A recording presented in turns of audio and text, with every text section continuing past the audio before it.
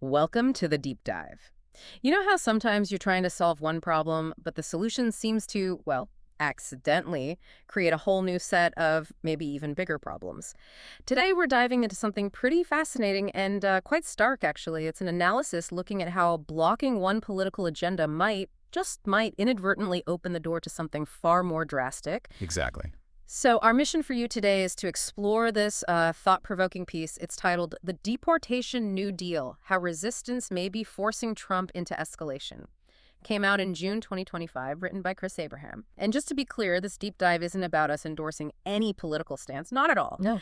It's really about understanding a specific argument the author makes about, strategic resistance and these unintended consequences. Taking a hard look at the what-ifs when, as Abraham puts it, a strong man doesn't quit, he escalates. Yeah, and what's really compelling here, I think, is how this source pushes us to consider the often unforeseen logic of political action and reaction, Right. especially when you're dealing with leaders described as having no reverse gear. No reverse gear. Right. It really asks us, and you listening, to look beyond the immediate outcomes to these potential, maybe darker long-term implications. Okay, so let's unpack this.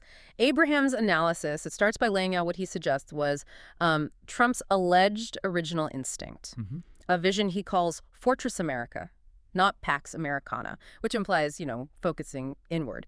Internal strength, security, rather than global stuff. Right. Less about intervention overseas. Yeah. The author posits that his ideal presidency wasn't built on cruise missiles, but on things like customs duties, tariffs, and deportation logistics. And from this is where the author introduces a concept he actually dubs the Deportation New Deal. Intriguing name. It is. He imagines it as a kind of domestic stimulus built not on Keynesian fantasy, the usual government spending idea, but on mass deportation infrastructure. Wow. The specifics laid out are pretty vivid, too. Things like tens of thousands of IC agents, National Guard call-ups, and, the author puts it quite dramatically, Border Patrol on steroids. It's quite a different take, isn't it? Turning that idea of government-led economic growth sort of on its head. It really is. And the author draws this striking parallel. He likens this vision to a kind of FDR Works Progress Administration, but for boots, badges, and biometric tracking. Right, like the New Deal, but for enforcement. Exactly. He describes it as a potential multi-trillion-dollar operation, one that would need just vast resources. Detention centers, transport, surveillance, contractors, judges, data engineers, pilots, cooks, medics, private security. It's huge. A whole ecosystem. Yeah, and a notable observation from the source is this. It's not just cruelty, it's employment. Right, so from that perspective, Abraham highlights what he sees as a perceived win-win in that framework. You get economic mobilization without foreign entanglement. Yeah. You get revenue from tariffs and jobs from enforcement, all aiming, supposedly, for American greatness, not through expansionism, but self-sufficiency.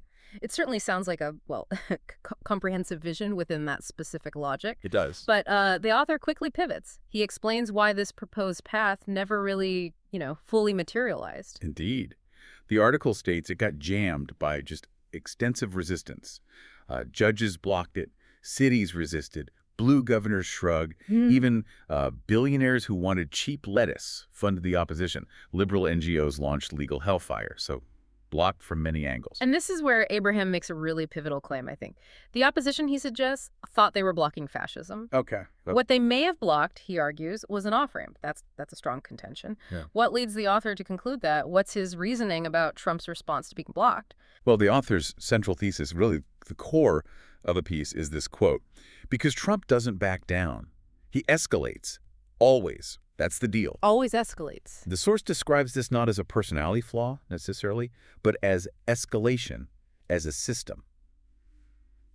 Which is compelling, right? It reframes what many might see as just political stubbornness into something more like a predictable, almost tactical response, a core operating principle. Okay, so if we look at the paths Abraham says were blocked, he lists them. Tariffs, blocked. Deportation, frozen. Budget, gridlocked. Courts, weaponized. Cities, seceding in all but name. I mean, it paints a picture of a system that's been, jammed, to use the author's word. Completely jammed, yeah. So what then, in the author's view, what becomes the inevitable outcome when all these domestic routes are shut down? Well, connecting the dots, the source then asks, so what's left? And the answer it provides is pretty stark. kinetic conflict, Kinetic conflict. meaning That, essentially direct military action, ah, war. And the author gives this really dramatic, though hypothetical, example from just the past week, according to the source itself. It says, Trump authorized stealth B-2 bombers to drop 30,000-pound bunker-busting bombs on Iranian nuclear facilities. wow. Fordo, Natanz, Isfahan all reportedly hit. Mm. Tomahawks from submarines supplemented the attack. Now, again, this is the scenario the source lays out as the result of the blockages. Right. Yeah, and Abraham argues this is, quote, what it looks like when you leave a strong man no other path. It's what it looks like when a man with no reverse gear gets boxed in. The analysis suggests, he wanted tariffs, he wanted deportations. Those were the goals. But block there, now he's escalating to war. That's the argument. Okay. And the analysis then shifts to a particularly stark prospect, one that I think many listening might find quite unsettling. If this escalation leads to, say, a long war, a boots-on-ground war, then the author says the draft reactivates.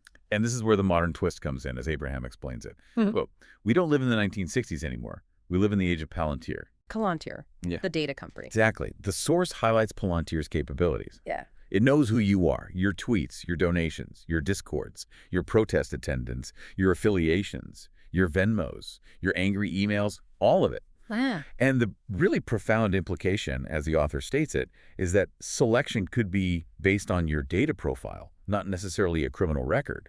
So you could be drafted potentially not for what you did, but for what you might do. Based on predicted behavior. That's the implication drawn in the source. Yeah. This tool, it says, initially developed for counterinsurgency, can scrape all this open source intelligence and produce an actionable profile, potentially without a conviction or even an arrest. The source then draws these powerful historical parallels. And it's worth noting, it supports these points, even citing its own Appendix A for context. It reminds us of Vietnam, right? Of Kent State, where the National Guard killed student protesters. Those are parallels. Yeah. And it specifically points to how President Johnson, the author argues, used the draft to punish the poor, the black, the outspoken. Abraham posits, quite strongly, think about how every protest becomes a pretext, every martyr becomes a conscript. Chilling. And he states, you're not being arrested, you're being deployed. And that Appendix A the source includes, it further highlights historical examples of this kind of state escalation. Right. So how does all this potential draft, this data analysis, how does it translate back to what Abraham calls the no off-ramp, no mercy theory? Right, the core idea. The source outlines the lesson, supposedly learned from dealing with Putin. It says, everyone knew you need to give him an off-ramp. If you don't, he escalates. Escalates how? He nukes the deal, he levels cities. As the author starkly puts it, he kind of destroys any possibility of a resolution, not because he wants to, but because in his mind, not winning is dying. That's the mindset described. And the author applies that exact theory, that dynamic, to Trump, contending that he's the same creature, but clarifies, not ideologically, not ethnically, not culturally, but operationally. Operationally the same creature. So, to summarize the consequence Abraham presents, the source argues, quote, you can't corner him, not unless you want to see what he does when there's no door left. It concludes that, in this view, he will not back down. He doesn't de-escalate. He doesn't negotiate downward. He just wants to win, whatever that takes, according to this model. Which leads us back to that difficult question the source's FAQ addresses head on. Isn't war worse than deportation? Yeah. And the author's point is just stark, it says. The opposition may have thought they were preventing cruelty. They may be ushering in catastrophe. That's the trade-off presented. It really is a deep dive that forces us, and you, to consider these incredibly complex dynamics of power and resistance. It asks this tough question. Could achieving a short-term victory against one political strategy inadvertently lead to far more destructive long-term outcomes? Yeah. It's a sobering thought about the strategic implications of cornering a powerful figure, as the author sees it. Absolutely. And the author's final note in the source is pretty blunt. You don't block a strong man by humiliating him. You block him by giving him just enough rope to walk away, corner him, and you might just corner yourself. So what does this perspective suggest to you about the most effective forms of resistance? And maybe how understanding this kind of escalation logic, whether you agree with it or not, might change how we think about political engagement moving forward. Definitely something to mull over as you navigate the news this week.